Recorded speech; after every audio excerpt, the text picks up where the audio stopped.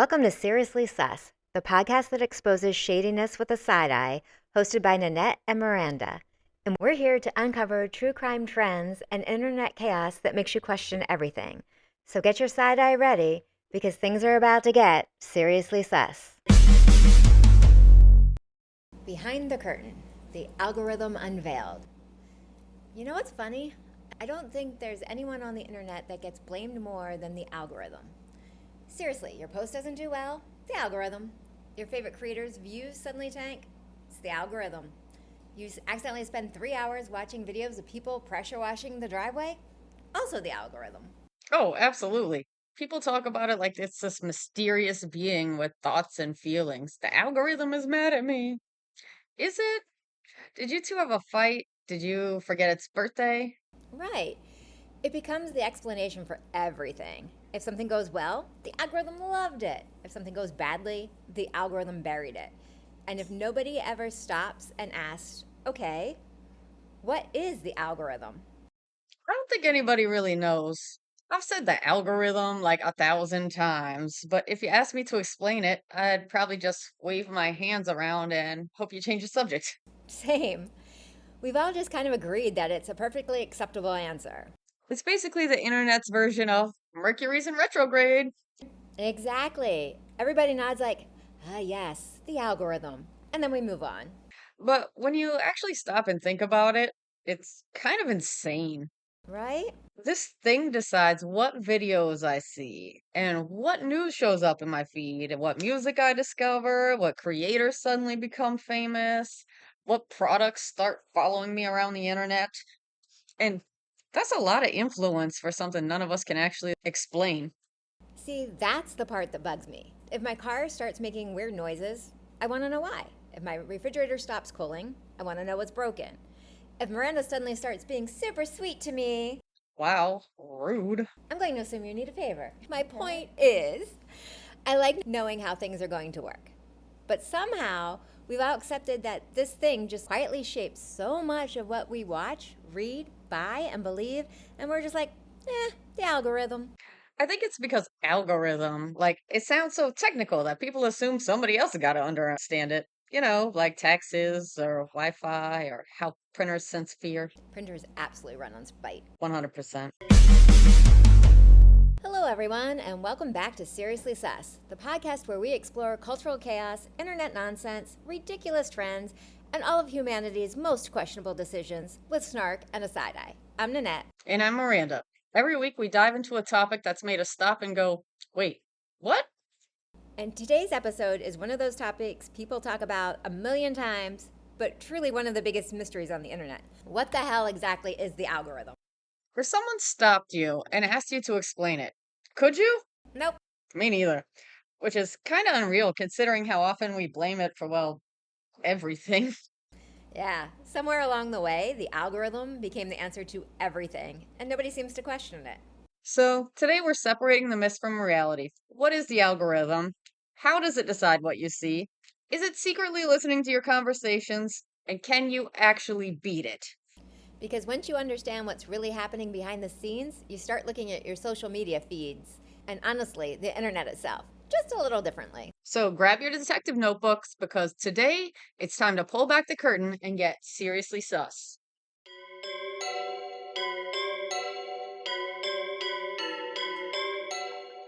So, in this episode, we're finally doing something I've wanted to do for a while. We're going to investigate the algorithm.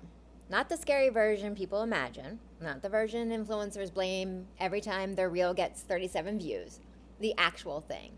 Because I have a feeling that once we pull back the curtain, we're going to discover it's both less mysterious and somehow a whole lot more interesting than we've been led to believe. You know what finally made me realize I had absolutely no idea what I was talking about this time? I was watching a creator complain that they were fighting the algorithm, and I caught myself thinking, like, what does that even mean? Like, are you in a boxing match with a spreadsheet? Like, who are we fighting here? And that's actually a great question because we all talk about the algorithm like it's one thing, singular. Like there's a giant computer somewhere with a big old red lever labeled go viral, and some intern just decides who gets to pull it that day. Which, if that's true, I'd like to file a formal complaint. Right. Excuse me, I'd like to speak to whoever approved another video of somebody restocking their refrigerator. Don't you dare. Those videos are weirdly relaxing. They are. And that's actually part of the problem. Why am I so invested in watching a complete stranger organize yogurt? I don't even organize my own refrigerator. Same. Mine currently looks like a science experiment, and there's three different dipping sauces are just living there rent free. Mm-hmm. But think about it for a second. Nobody says the recommendation system showed me this. Nobody says the search engine suggests this. We just lump everything together into one mysterious entity called the algorithm.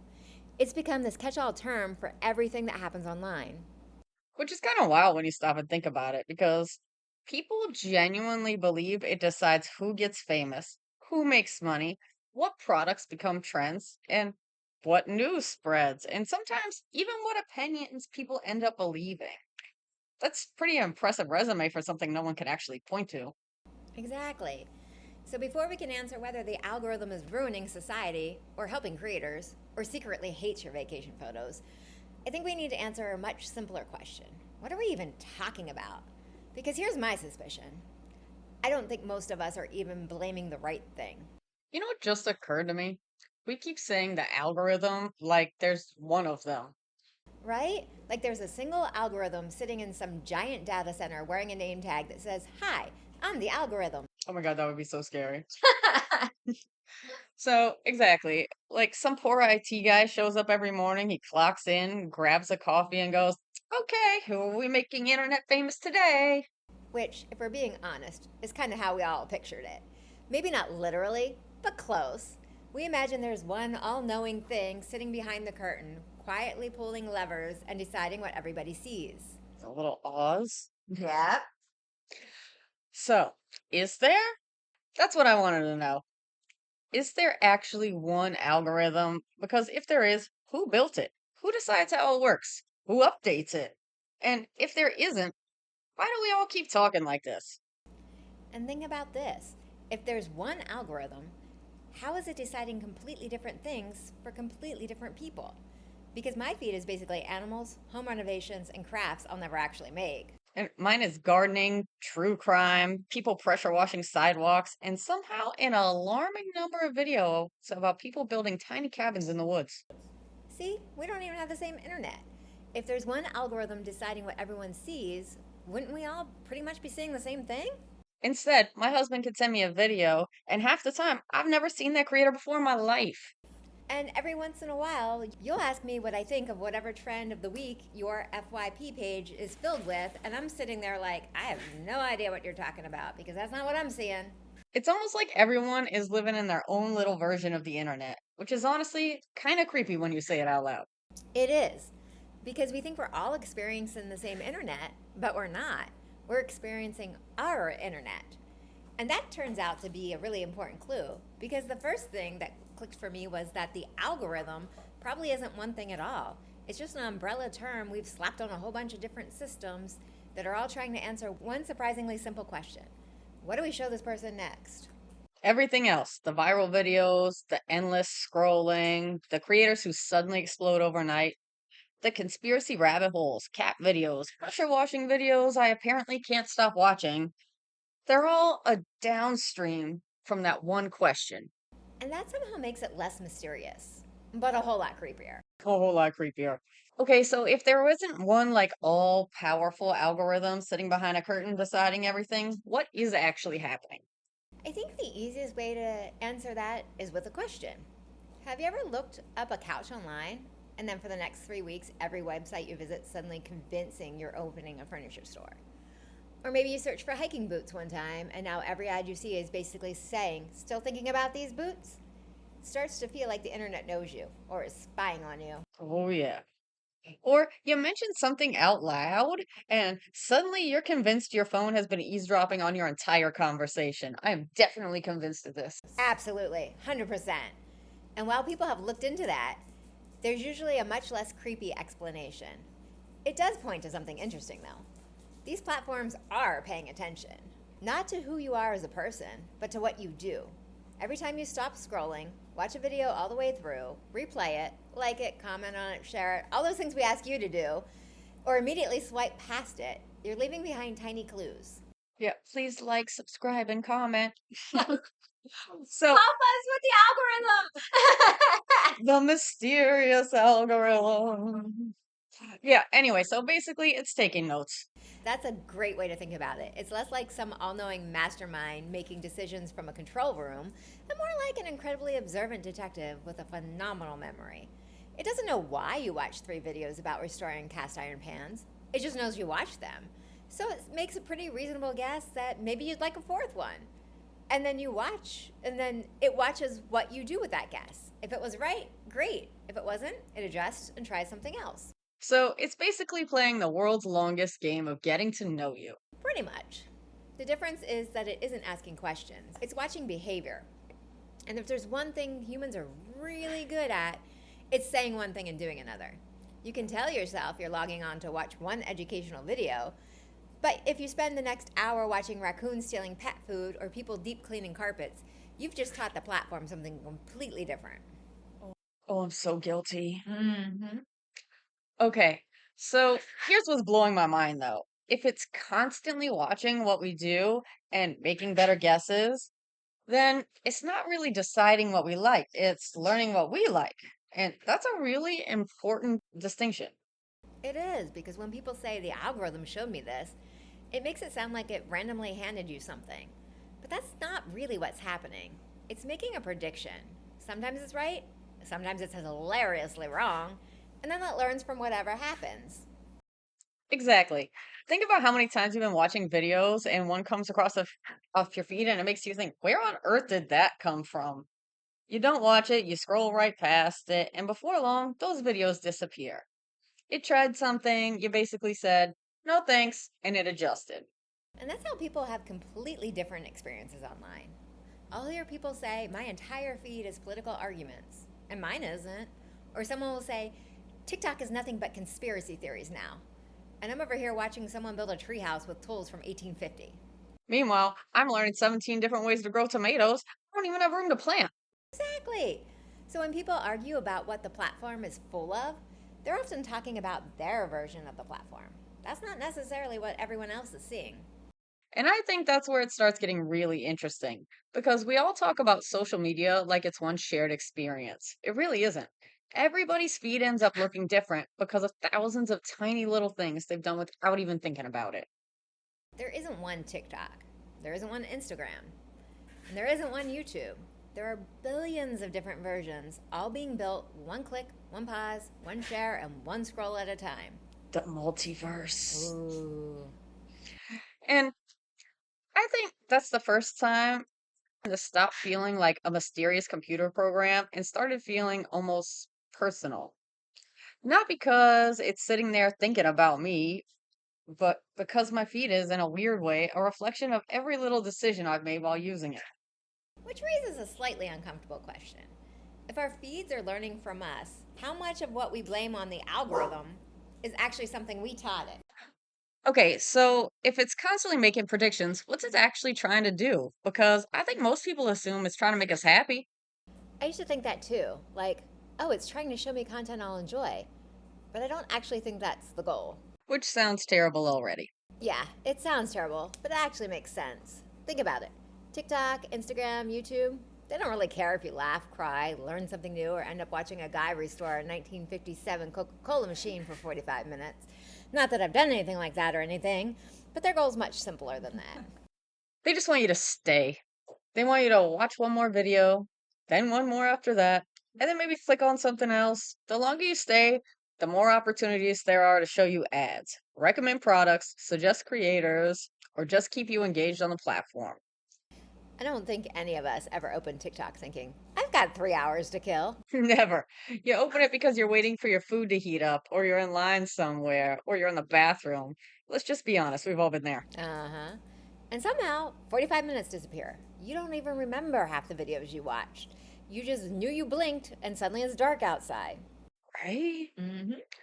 So maybe that's the first myth we need to bust. The algorithm isn't asking, what's the best video on the internet? It's asking, what's the next video this person is most likely to watch?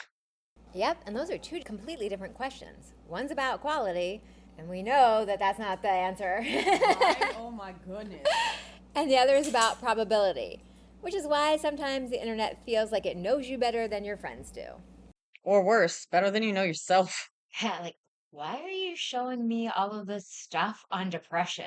And why is it hitting? Right? Because let's be honest, it doesn't care what you say you're interested in, it cares what you actually stop and watch. And those definitely aren't the same things. Oof, I feel slightly attacked. I think we all should. Because that's the moment I realized something. Algorithm isn't manipulating us nearly as much as it's revealing us. All right, now hear me out. If its whole job is to keep us watching, that doesn't explain why it sometimes feels like the internet is just angrier than it used to be. Yeah, I agree. But I also think maybe this is where we're starting to give the algorithm too much credit. We act like it woke up one morning and decided, you know what? Let's ruin Thanksgiving dinner by making everyone argue with their relatives. That would be one petty algorithm. Right? But we'd all watch it, right? As long as it wasn't our drama. Oh, absolutely. I would read all 800 comments. Oh, absolutely. I mean, but we've all been there. You're scrolling along, see vacation photos, somebody's lunch, another golden retriever, another recipe you'll never make, and then suddenly you see a post that says, WTF. What do you do? Well, I stop. Even if I don't agree with it. Even if I roll my eyes, I stop. Exactly. Most of us do. And sometimes we read the comments. And sometimes we send it to a friend saying, can you believe this? And sometimes we type out a response, delete it, type it out again, and they decide we're not going to get into it today. If y'all hear noise in the background, we have puppies at play. Yeah, our dogs are having a play day. They're besties too.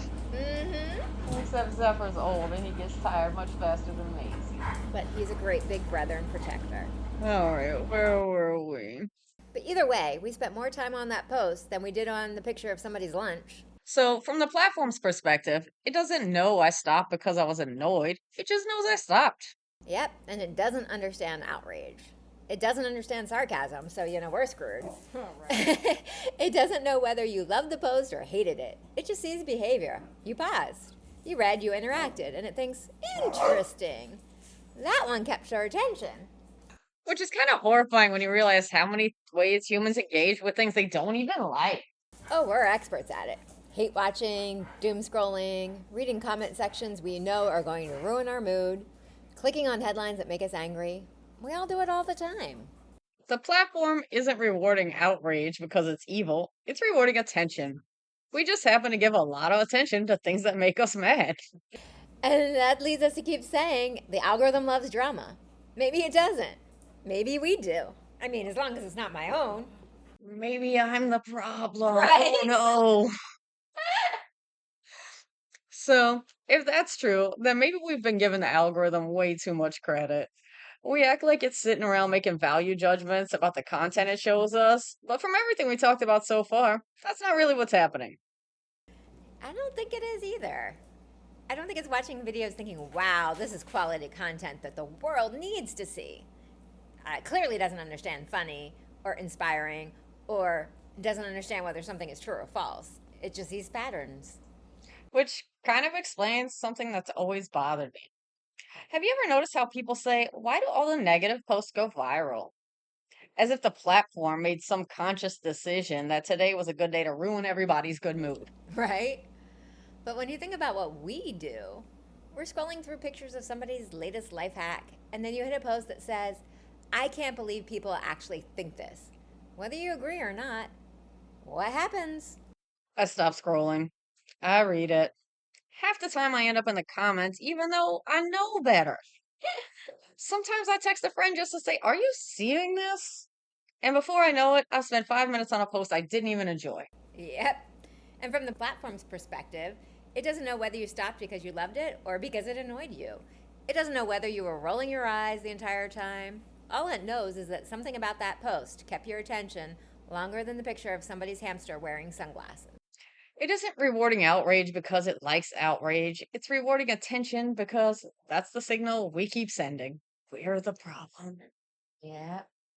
It's easy to say the algorithm is making everyone angry, But maybe a more honest statement is that people tend to pay attention to things that make them feel something, and systems simply learns from that behavior. That is a little uncomfortable. Yeah, because the more we talk about it, the less it feels like we're exposing some evil mastermind behind the curtain, although that would have been awesome. It feels more like we're looking in a mirror, which I don't really like. Imagine we're wrong about this whole thing, and one day they literally just pull back a curtain and Right. ta-da! The algorithm. Yes, and be like, this is why you never went viral. This is why 10 people watch. Well, we will issue a formal apology when that happens. Absolutely. Anyway, so we're looking in the mirror, which is a much harder villain to blame. I think this is where a lot of people get tripped up. They see something completely ridiculous with 10 million views and immediately say, the algorithm is pushing this garbage. But it didn't make the video and it didn't force anyone to watch it. It definitely didn't force 10 million people to keep watching it, commenting on it, share it, argue about it, stitch it, duet it, send it to their friends saying, you've got to see this train wreck. Which, let's be honest, is something we've all done. Uh-huh. Maybe not with the same video, but we've all sent someone a link with, I can't believe this person actually said that. Guilty. And the funny part is, we think we're making fun of it, but from the platform's perspective, we're giving it a gold star. We watched it, we interacted with it, we shared it. As far as the system is concerned, that was a successful piece of content. That's actually kind of crazy because the platform has no idea why I shared it. It doesn't know if I thought it was brilliant or ridiculous. It just knows I thought it was worth showing to someone else. Yep. We imagine the algorithm sitting there making judgments in content, like it's looking at one video saying, this is excellent, and another one saying, absolutely not. It's not doing that. It doesn't understand context the way humans do. It doesn't have opinions, although I disagree with that. It doesn't have values, well, yeah. And it doesn't have a little conscience sitting in the corner going, maybe we shouldn't amplify this one. Which is why people from completely opposite sides of an issue can both swear the algorithm is biased against them. And that fascinates me because you'll have one group insisting the algorithm is censoring us, while another group is saying the exact same thing. They both can't be uniquely targeted. Unless the algorithm has somehow mastered the impossible task of making everyone equally convinced there's a victim. Yeah, but how hard would that be, really? Because let's say, we gotta say at least 70% of the internet already thinks they're victims. Yeah, that's true. That is true. Honestly, that might be one of the things the internet has united us on. Everybody thinks the algorithm has it out for them. Meanwhile, the algorithm's over here like, I'm literally just looking at spreadsheets. It's not sitting there plotting against creators. It's looking for patterns in behavior. Easier to imagine a villain than to accept that billions of people's decisions can create something that feels bigger than any one of us. You know what this reminds me of? Years ago, when Amazon first started recommending products, I thought it was like the coolest thing. I'd buy a book and then recommend another book I'd probably like. It felt helpful. Somewhere along the way, though, the recommendation systems went from being helpful to feeling manipulative. I wonder if it's because the stakes got a whole lot bigger. Recommending another mystery novel isn't exactly life changing. Recommending the next video, article, next creator, political opinion, conspiracy theory, that starts shaping what information you're exposed to every day. And if you never see the other side, you don't even realize there's another side to see. Yeah, it's how we all tend to think we're experiencing the same internet, but we're not. You and I could search for the same topic, open the same app at the same time, and still end up seeing completely different things because the platforms have learned that we're interested in different content. Which also explains why people end up saying, everybody's talking about this. Meanwhile, you're over here going, I have literally never heard of that. Yep, our feeds are accurately reflecting what we've spent time paying attention to. The platform isn't showing us the internet, it's showing each of us our personalized version of the internet. Which sounds convenient until you realize that's also how two perfectly reasonable people can end up with completely different perceptions of what's happening around the world. And I think that's the bigger story. We argue about whether the algorithm is biased, but maybe a better question is whether personalization has quietly fragmented our shared experience. When we were kids, there used to be a handful of TV channels, morning newspaper, and the evening news. Today, there are billions of individual curated feeds, each one built around the habits of a single person. What's that called? Confirmation bias? Yes, yeah. Yeah. All right, so instead of one front page, there are billions of front pages, and every single one is being edited in real time based on what that person does next, which means the algorithm isn't just predicting our behavior anymore. In a weird way, it's helping shape what we experience tomorrow based on what we did today. Not because we can beat it or trick it, or because once you realize you're helping to train it, every time you open your app, you start looking at your own habits a little differently. Since we're talking about all this, I got another question. How does something actually go viral? Because I've heard creators say the algorithm picked my video.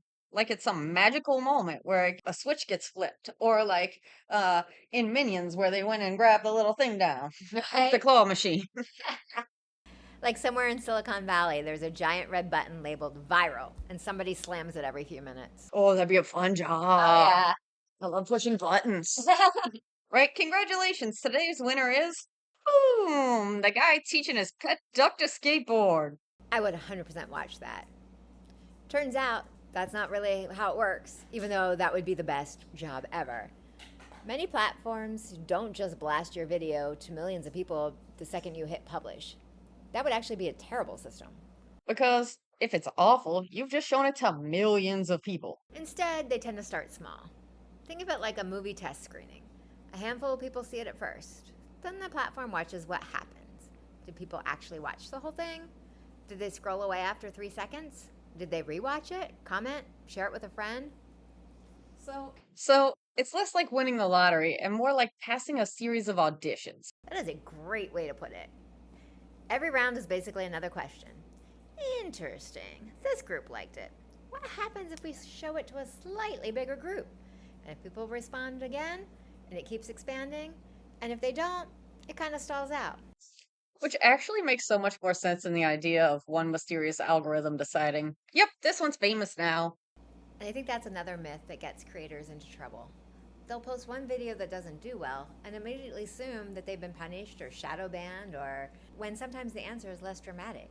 The audience it was shown to just didn't respond the way the platform expected. Which has to be frustrating because, you don't get a report card afterwards. The app doesn't send you a message saying, hey, people bailed after 8 seconds. Better look next time. Exactly. You're left trying to reverse engineer what happened. People start changing hashtags, posting at different times, deleting videos, reposting them, and trying every trick they hear online, because when you don't know how something works, you're a lot more likely to believe the myths about it. This actually explains something else that's always driven me crazy. Every time a creator's views drop, somebody immediately says, you've been shadow banned. And I always wondered, how does anyone actually know that? I'm guessing most of the time they don't. I mean, to be fair, platforms do remove content that violates the rules, and sometimes they limit distribution of certain posts. That absolutely happens. But I think shadow banning has become another one of those catch all phrases, kind of like the algorithm. It's almost comforting, isn't it? If your views suddenly drop, it's a lot easier to believe that there's some invisible force working against you than to accept that there could be 20 different reasons why that happened. Yeah, maybe people lost interest. Maybe the topic isn't relevant anymore. Maybe your audience just wasn't online that day. Maybe the platform changed how it recommends content. Maybe there was a huge news event and everybody else was watching it. There are so many variables, and the frustrating part is we don't get to see most of them. Which is probably why so many of the myths exist in the first place. Humans are really uncomfortable with not knowing why something happened. We need neat explanations. We like cause and effect. My views drop because feels a lot better than, honestly, I have no idea. And that's true whether you're a creator with 500 followers or 5 million. If your livelihood depends on those numbers, you're going to analyze every little change. You're going to wonder if posting at 8 instead of 9 mattered. You'll question your hashtags, your thumbnails, your captions, the length of the video, everything. I probably would too. Imagine waking up one morning and the thing that worked yesterday suddenly doesn't work today.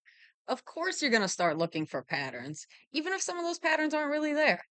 It's actually something humans are incredibly good at. We find patterns, even when they're complete accidents. Sometimes it's useful. Sometimes it's how we end up with internet folklore. Which is kind of funny because this whole episode started with us saying the algorithm had become internet mythology. The more I think about this, the more I'm realizing the myths aren't just about the technology. They're about us trying to make sense of something we can't fully see. The Platforms know far more about what's happening behind the scenes than we ever will. So, in the absence of information, we fill in the blanks ourselves. Sometimes we're right, sometimes we are completely wrong. But either way, the story spreads because it gives us an explanation. And humans have always looked for a good old explanation, especially when the alternative is admitting that we don't know shit. Mm-hmm. I think that's why it feels magical. Not because it's smarter than people, it's because it can pay attention to billions of tiny interactions that no human ever could. That's a good point. If I posted a video online and asked a person to tell me why some people watched it and others didn't, they'd probably have to interview people, look at comments, maybe run a survey. It would take forever. But the platform doesn't have to do any of that. It already has the data. It knows how many people stopped scrolling, it knows how long they watched, it knows whether they replayed it, shared it, commented on it, or immediately swiped away. Not because it's spying on us, although that still is spying, in my opinion. It knows what you're doing. Now we're getting into technicalities I'm of still like suspicious. watch. Honestly. Yeah. But it's because that's literally how the platform works. Every interaction leaves behind another piece of information. I mean, sounds like spying. Mm-hmm. That's how they get better over time. They're not getting better because someone is sitting in an office rewriting the algorithm every afternoon. They're getting better because millions, well, really billions of people are constantly feeding them new information. We keep talking about the algorithm like it's something somebody built. But every single day, every single one of us are helping to teach it. Every day, every like, every pause, every comment, every, I'm just gonna watch one more video before bed is another lesson. Remember to like and subscribe. So we basically hired ourselves as unpaid interns here, though, right? We really have. Imagine if every time you walked into a grocery store, you rearranged the shelves based on what you picked up, and then the next customer came in and rearranged them again, and then the next person. Eventually, the store would start to reflect what thousands of shoppers actually reached for instead of what the managers thought they should buy. That's actually a really good analogy because nobody would think one shopper was responsible for the layout. It would be a collective behavior of everyone who came before them, you know? That's kind of what's happening here. None of us trained the algorithm, but like all of us did. Which brings us right back to where we started. We wanted to know who was behind the curtain. We imagined there'd be some sort of mysterious wizard pulling the lever and making decisions about what the world gets to see. Instead, we found something that's honestly a lot less dramatic and a lot more unsettling. There isn't one wizard, there are billions of teachers. Billions of wizards! Yes! So, now I have another question. If we're all helping train these systems every single day, can you actually beat the algorithm? At the beginning of the episode, I probably would have asked the same thing. What's the trick? What's the hack? How do you outsmart it? But after everything we've talked about, I don't think that's how it works. Because I don't think this is a game you really win. Hell, if it was, we'd have dozens of people in our audience right now. Dozens. Dozens. Instead of the We appreciate everyone who is listening, though. sixes of you right now. That's all right. We love you. Anyway, true that. I think about how many videos you've probably seen that promise to beat the algorithm. Use the hashtag, post this at this exact time. Don't do this, always do that. Some of that advice might help in certain situations, you know, but there's no universal cheat code because the system I mean, it's constantly learning and changing, which again sucks for us. Yep, and that's why creators get frustrated. The minute somebody says they're cracking the code, 6 months later, everybody's saying that advice is outdated. Because people change, trends change, and platforms change. What kept people engaged last year isn't necessarily what keeps people engaged today. The algorithm isn't sitting there with a rule book.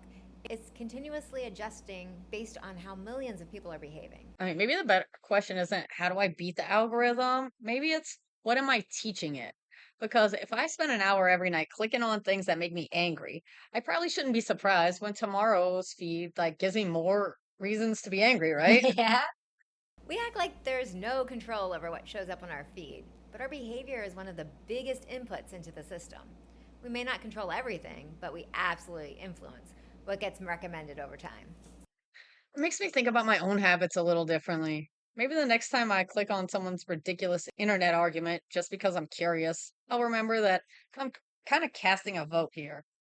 Not for the opinion in the post, but for the idea that I'd like to see more content like that. I love that idea. Every click is a vote, every pause is a vote, every share is a vote. We don't usually think of it that way because these actions feel small, but collectively they're shaping what the system learns from all of us. Which, again, proves the algorithm isn't really a puppet master, it's a student. And humanity's been teaching that class. You know what's funny? We started this episode trying to figure out whether the algorithm was a bad guy, and now I'm not even sure if that's the right question anymore. I don't think it is either. Saying the algorithm is good or bad is kind of like saying a hammer is good or bad. A hammer can build a house or smash a window. It's a tool. Biggest question is, what is it being optimized to do? Which in this case is keep us engaged. And that's where things get complicated because sometimes that's genuinely helpful. I love discovering creators I never would have found on my own. I've learned how to garden, to fix things around the house, and even found products that I actually use because they showed up on my feed. Same here. I discover musicians I've never heard of, small businesses I'd never found otherwise, and creators who are incredibly talented. It's easy to focus on the negative, but recommendation systems can expose us to some really amazing things. Yeah, and the problem isn't that the technology exists, the problem is forgetting what it's designed to do. It's not designed to decide what's true, it's not designed to decide what's healthy for society, and it's not designed to make us better people. It's designed to predict what we'll engage with next. And sometimes those things overlap beautifully, and sometimes they don't. Which is why I don't think the answer is to fear the algorithm. I think the answer is to understand it. Once you know it's constantly learning from your behavior, you stop thinking of your feed as something that's happening to you and start recognizing that you're participating in it. I actually think that's my biggest takeaway from all this. Before today, the algorithm felt like this invisible force making decisions about my life. And now it feels more like a feedback loop. It learns from me, I respond to it, it learns from that response, and the cycle keeps on going. We spent years imagining there was a great big powerful wizard hiding behind the curtain, pulling levers and deciding what the internet would be. Turns out we finally pulled back the curtain and there wasn't a wizard at all. There was a machine. And the fuel that keeps it running has been us all along. Horror movie ending. Yes. Which is either incredibly fascinating or mildly terrifying. Probably a little bit of both. Well, I don't know about you, but I'm never going to hear someone say the algorithm hates me and think about it the same way again. I think one of my new favorite responses is going to be, which algorithm? Just to watch the confusion. You're absolutely going to become that person, aren't you? Oh, 100%. It's going to be my new annoying personality trait. Mine is going to be, well, technically, which if you've listened to the podcast for more than 5 minutes, I mean, that probably isn't a surprise to you. The funny thing is, I don't think either of us walked into this episode expecting to end up here. I honestly thought we were going to expose some secret formula or discover one platform had figured out how to manipulate an entire internet. Instead, we found something much more interesting. The algorithm isn't some all knowing digital puppet master, it's learning systems that consistently adapt to billions of tiny decisions made by, well, us. Which is both reassuring and unsettling. Reassuring because, it isn't a wizard that's controlling everything behind a curtain with a big old creepy head. And sorry, I got away from myself there. It's unsettling because it means we can't blame everything on some mysterious force anymore. Yeah, I still think the platforms have a huge responsibility in how they design these systems and the guardrails they put around them. And that's an important conversation. And honestly, it's probably an episode we should do all by itself. But today wasn't about assigning blame. It was about understanding the things we casually talk about every single day without really stopping to ask what it is. And hopefully next time somebody says, the algorithm is ruining everything, you at least have enough information to ask a few follow-up questions before you join in that conversation. Exactly. Curiosity over assumptions. That's kind of our thing around here. It really is. And on that note, we'd love to know what you think. Was there something that surprised you in this episode? Did we change the way you looked at the algorithm? Are you still convinced it's an exhausted guy in a server room deciding who goes viral? Let us know in the comments because we genuinely read them. And if you enjoyed today's investigation, don't forget to subscribe wherever you're listening. It really does help keep us exposing cultural chaos, internet nonsense, ridiculous trends, and all at humanity's questionable decisions. And as you guys learned, it helps the algorithm. Yes. So thanks for hanging out with us, everyone. Until next time, stay curious, and stay seriously sus. You've just listened to Seriously Sus. We know there are about 19 billion podcasts out there, and the fact that you clicked on ours means the world to us. So thank you. If today's episode made you think, made you laugh, or made you look at the internet a little differently, we'd love to hear from you. Send us an email, slide into our DMs with your thoughts, questions, theories, or something you stumbled across that's making you go, wait, that's seriously sus. Those messages are honestly some of our favorite things to read, and they've already inspired more than a few episode ideas. So if there's a scam, trend, internet mystery, cultural phenomenon, or just a piece of absolute nonsense you'd like us to look into, send it our way. You just might hear it in a future episode. And if you enjoyed hanging out with us today, the best way to support the show is completely free. I know y'all like free. I like free. Everyone likes free. Follow or subscribe wherever you're listening so you don't miss an episode. If the podcast app you're using lets you, leave a rating or review. We'd be incredibly grateful if you just took a little minute to do that. It really does help more people discover our show, as you learned. You can also help us, again, via the algorithm, by sharing an episode with a friend, especially a friend who's always blaming the algorithm every time one of their posts flops. We all have one. Yep. And thanks again for spending part of your day with us. We'll see you next Wednesday to expose more shadiness with a side eye. In the meantime, stay curious, stay seriously sus.